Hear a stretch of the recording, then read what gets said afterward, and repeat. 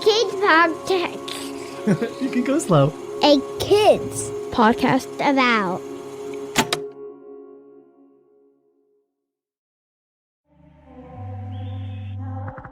Hello, my name is Ari and I help produce this show you're listening to. I wanted to take a moment to say thank you for being here with us. It means so much that you're choosing to spend your time listening to this show and hearing what we've made for you. We truly couldn't do this without you. So I hope you enjoy this episode.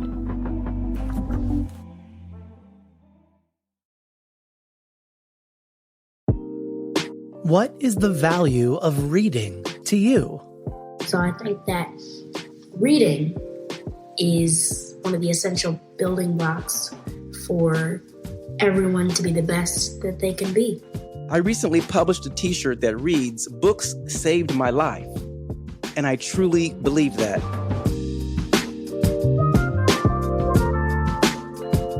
Welcome to the new season of A Kid's Book About, the podcast. I'm Matthew. I'm a teacher, a librarian, and I'm your host. The voices you heard at the top of our show were from Orion and Don. Each week we talk about the big things going on in your world with a different author from our A Kid's Book About series.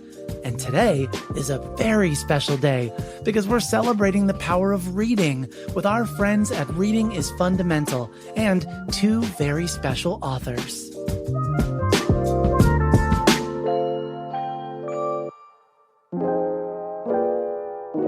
Hi, my name is Orion Jean. I am 11 years old and I am the author of a kid's book about leadership. Hi, my name is Don Tate, and I am the author and/or illustrator of more than 80 trade and educational books for young readers. I love telling the stories of little-known historical figures, and I live in Austin, Texas. Orion Jean and Don Tate. What terrific company. Orion is the founder of the Race to Kindness, an initiative that's put over 500,000 books into the hands of kids. He was also recently named Time Magazine's Kid of the Year. And Don Tate? He's the author and/or illustrator of some of my absolute favorite books. Poet, The Remarkable Story of George Moses Horton? Whoosh, Lonnie Johnson's Super Soaking Stream of Invention? Pigskins to Paintbrushes, the story of football-playing artist Ernie Barnes. These might be books you have in your local library, and they're all so good. There are lots and lots of different ways to be a reader. You can read books you find in your classroom, or at a library, or where you live. You can read magazines. Nintendo Power and X-Men comics were my two favorite things to read. You can read pictures and signs and recipes and guidebooks and craft instructions and historical documents and movie subtitles and websites and so many things. Listener, you may already identify as a reader, or you may not, and both are okay. In fact, both are perfect because today we're not just talking about reading, we're talking about readers. You. To me, reading is a skill that everybody should have. I feel like reading can help solve so many problems. Just being able to, sit down with a book and taking some time away from the world to go on an adventure or learn about a historical figure or something that happened in real life or an event that you might not have known about before. Reading gives knowledge, and knowledge is power, in my opinion. So I think that reading is one of the essential building blocks for everyone to be the best that they can be. Well, first of all, I just want to say how honored I am for an opportunity to share this space with such an accomplished young man. Orion, I first heard about your Race to Kindness initiative last year, and I was so impressed with you as a kind and giving human being. So thank you for all of the work that you do to make this world a better place. It's a privilege to now be able to say that Time Magazine's Kid of the Year is someone that I know. What makes reading and learning to read an invaluable skill in my mind? First, I want to remind folks that I am an author and an illustrator of children's books. I am a children's book creator, not a children's reading specialist or reading teacher. But I do believe that reading is a valuable skill. I mean, just look at Orion here and all that he's accomplished at his young age. I would venture to say, and Orion, you correct me if I'm wrong, that learning to read, is what put Orion on a path to becoming Time Magazine's Kid of the Year and everything else that he's done in his short life. There's a book that I wrote and illustrated called Poet, The Remarkable Story of George Moses Horton. It's the story of the first African American to get a book published in the South. It's the story of a man who was enslaved in the 1800s, a man who was not free. He could not call his life his own. This was a man whose job it was to work in the fields from sunup to sundown with no pay. And yet, George accomplished more in his lifetime than the man who enslaved him. George became a successful poet. He published 3 volumes of poetry, and get this, it was protesting his enslavement, and he delivered 3 commencement addresses to college students. How could a man who was enslaved accomplish so much? Well, when George was a kid, he snuck and taught himself to read. So reading is a skill that can put us on a path to reaching heights that we may never even imagine. I recently published a t-shirt that reads, "Books saved my life." And I truly believe that. Listeners, I know that reading might not be your thing. Maybe you don't yet know how to read. Maybe you haven't yet found a story that's connected with you, or engaged, or challenged, or delighted you. Maybe reading is hard for you. That's okay. There can be a lot of challenges that stand between a kid calling themselves a reader and finding that just right book. I feel like one of the reasons that kids aren't the biggest fans of reading is simply because they don't have access to the kinds of books that they would like to read. I mean, if the only books that you've ever been exposed to are, old school books about history, and maybe you may like history, or maybe you're just being exposed to the wrong kind of thing, because there's some kids out there who would love to just sit down and read a history book, and there's nothing wrong with that. But there are also kids out there who want to but don't have access to, like, a book about an adventure or a mystery or dinosaurs or wizards or all of these things. And I feel like one of the problems that kids have with reading is because when the only time that you've ever really read is being forced to, then it's not usually something you want to do for enjoyment. I think for me, it was just a matter of finding books that interested me and topics that interested me. And I think that if other kids can find books and topics that interest them as well, then there will be a lot more kids who are looking forward to, getting more books. I think that one of the biggest challenges to reading is, reading has a lot of competition.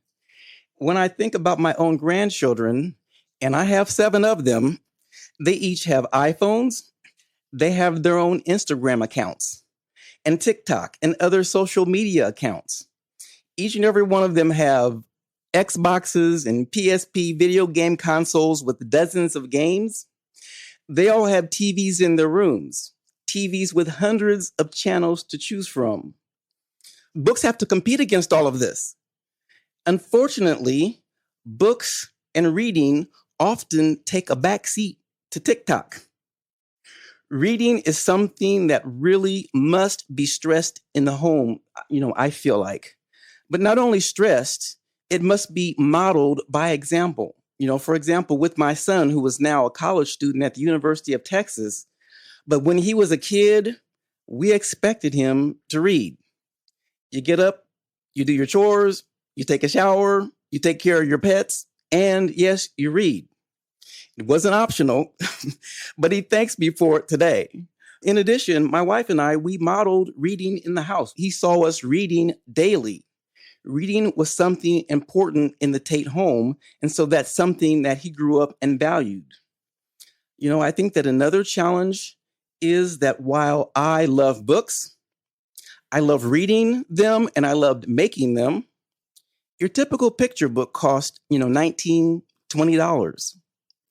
It is much cheaper than an Xbox and a PSP. That's a whole nother conversation for a whole nother day. Picture books aren't necessarily cheap. And I've met many kids who do not own their own books. And I've met a lot of kids at school visits throughout this country. That's why I'm excited to have joined RIF.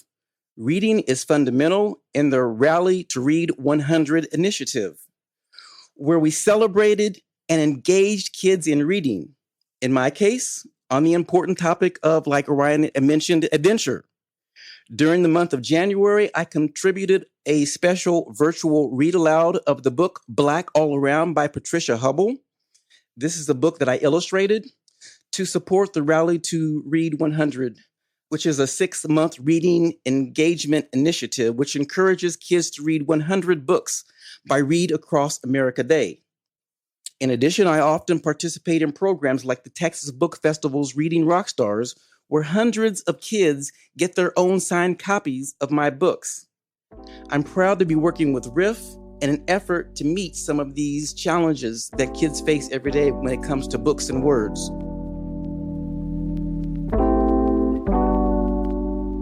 We'll be back in a minute with more from Orion Jean and Don Tate, right after this quick break.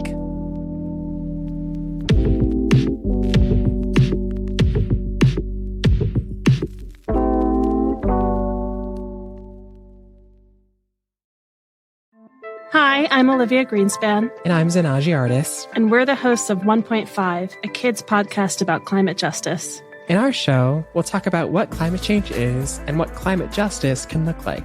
We'll talk about why our planet is sick, what people are doing about it, and how you can help them. Climate change can be a scary topic because it's a problem that affects lots of people in all the places we call home. But we're going to have lots of fun with some incredible friends who know a lot about this problem and even more about what to do about it. This is Olivia. And this is Zanaji. And we can't wait to learn about our planet with you.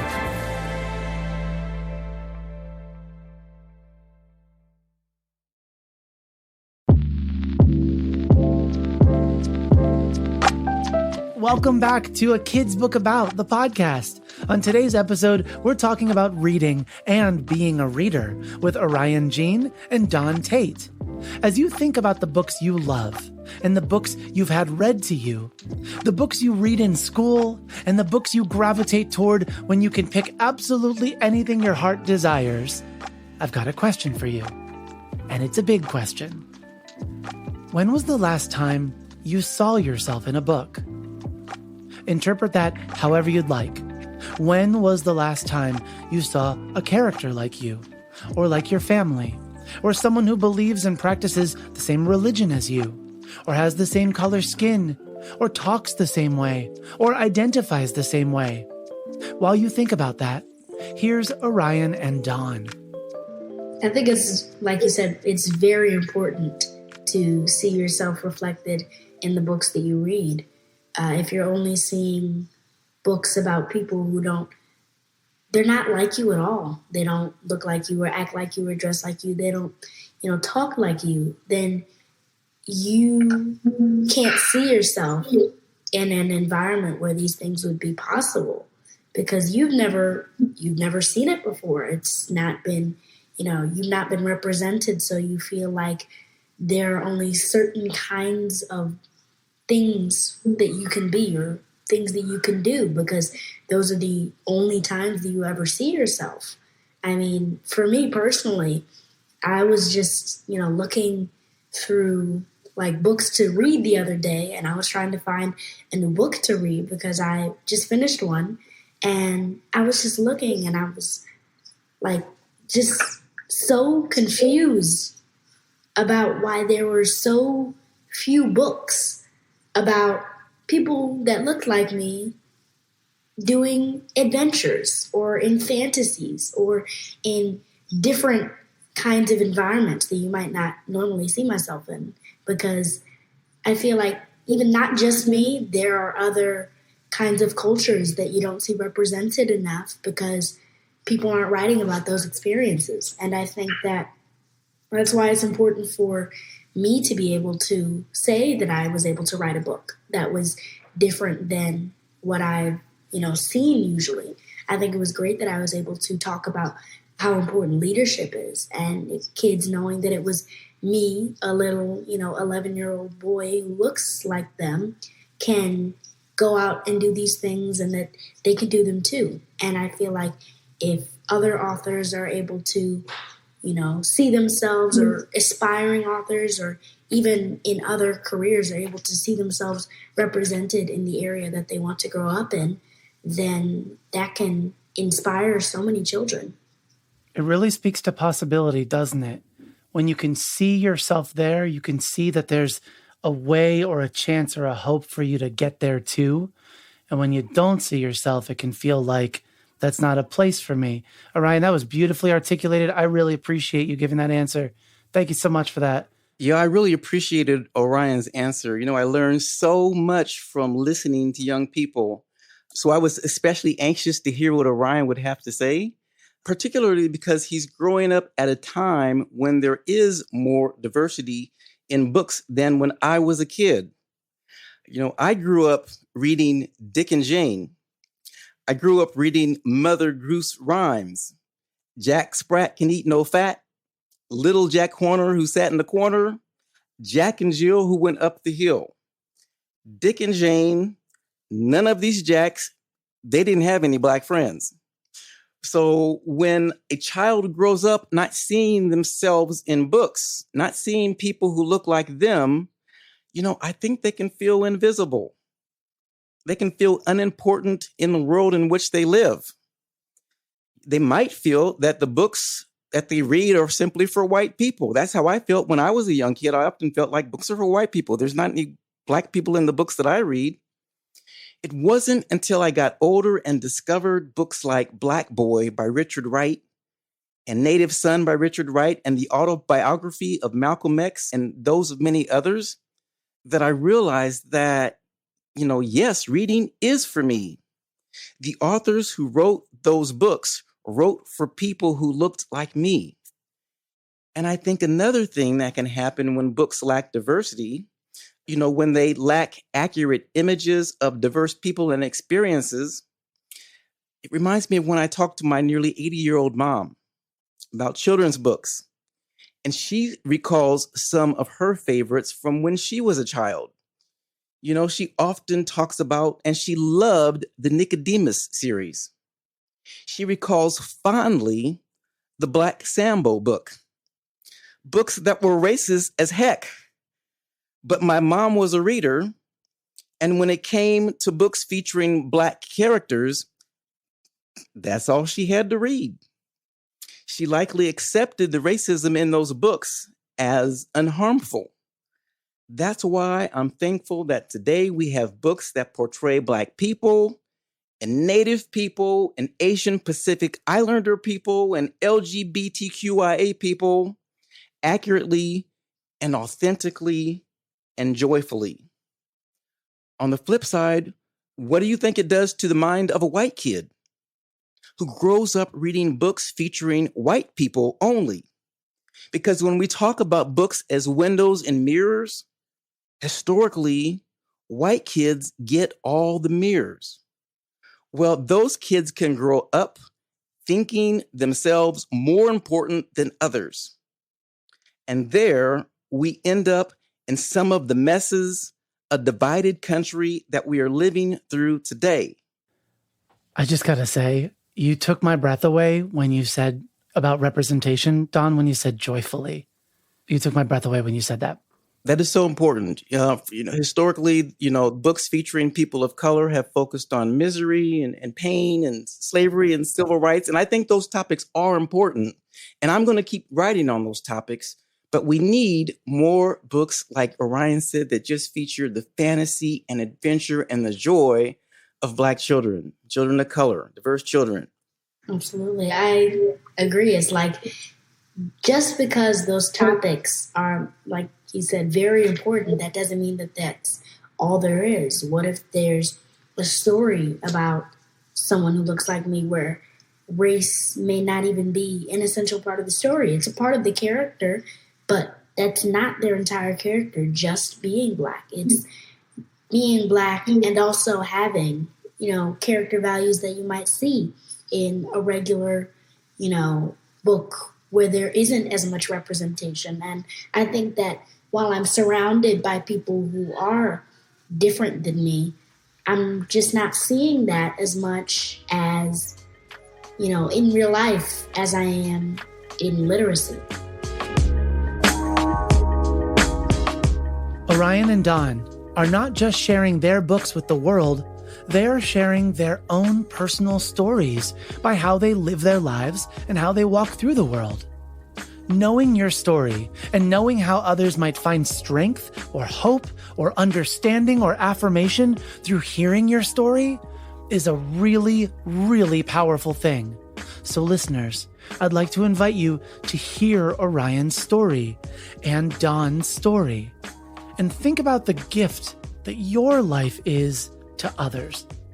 I feel like for me, my story was being just a normal young kid who always cared about helping others, who was taken and put on this platform to suddenly spread that message to a wider audience than he never knew that he could talk to. And I think that just seeing how this has grown from something that, I wanted to do in my community to something that's gone international, and people across the world are, going out in their communities and making a difference. And I think that literally my story is helping kids find a leader inside of them. And for this Reading Across America thing, I agreed to join as the host of this event because it supports my passion for inspiring other kids to read so they can succeed, lead, and achieve. I know that, as a reader, I can have an impact on my community and across the country. And without books, that would not be possible for me. I feel like if I was reading books about leadership earlier, then who knows what I might have done by now. But I think that if other kids can see it while they're younger than me or older than me, then that can really make a difference, because I want other kids to know that they can, do what they want to do no matter what age. And I think that if kids are able to write those stories and to tell people, hey, I'm doing it and you can do it too, then if you see experiences in the real world, then you think you can do it too. And it's not just fiction, it's happening in real life. And I think that's the most important part, because we are living in real life. And as much as I love fiction, if you don't see people who are actually doing it, then you might just think that it's something that you see in a fairy tale or a fake story. But this is happening in real life, and I think that it's awesome that I'm able to hopefully continue to inspire kids to hopefully inspire others. I'm just going to tell you, Orion, that I'm a 41-year-old man, and I've never heard it put that way. That if we just leave things to fiction, we don't know that they're possible. That it's important to be that person walking through the world, to be that light for other people and show we can walk this way, we can do this, we can make this change. That's beautiful. Yeah, and I'm totally blown away and inspired. I'm 58 years old, and I'm totally blown away and inspired by Orion's answers here.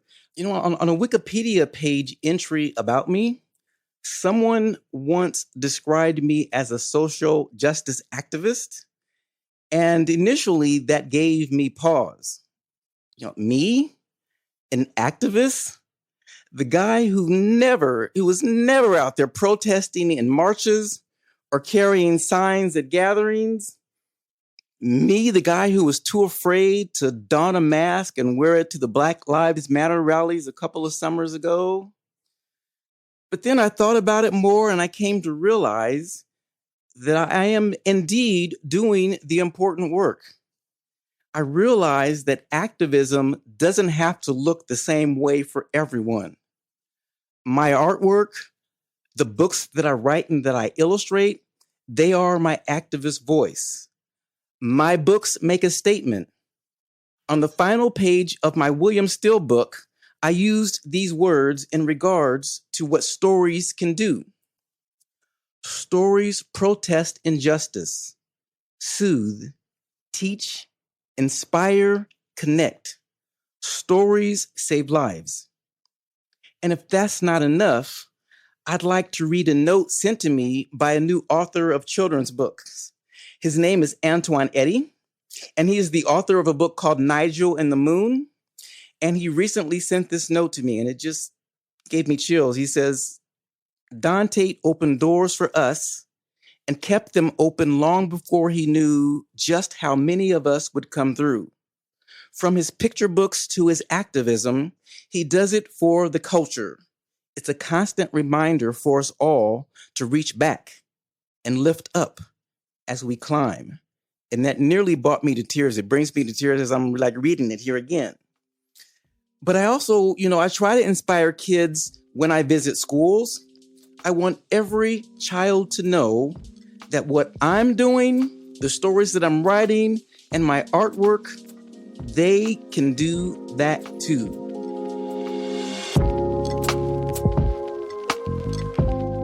Thank you to Orion Jean, author of a kid's book about leadership, and to Don Tate, author and illustrator of Pigskins to Paintbrushes, the story of football playing artist Ernie Barnes, and many other books for children, for joining us today.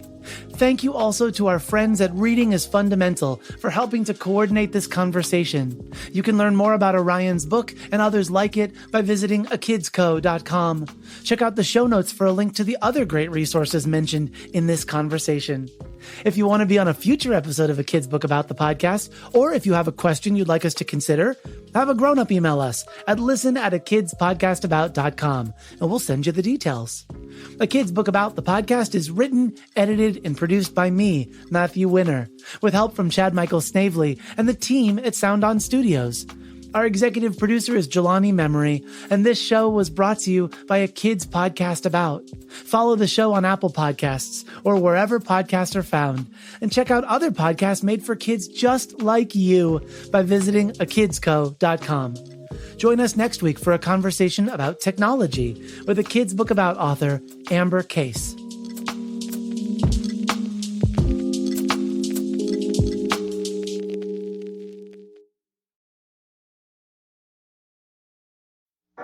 A Kid's Book About is now a kid's company about, empowering a generation of kids through diverse storytelling. Visit akidsco.com and explore a wealth of books, podcasts, and classes for kids of all ages. While you're there, check out A Kid's Class About, an all-new education streaming platform designed for tweens and teens, focused on careers, life skills, and big ideas. Visit akidsco.com for more information.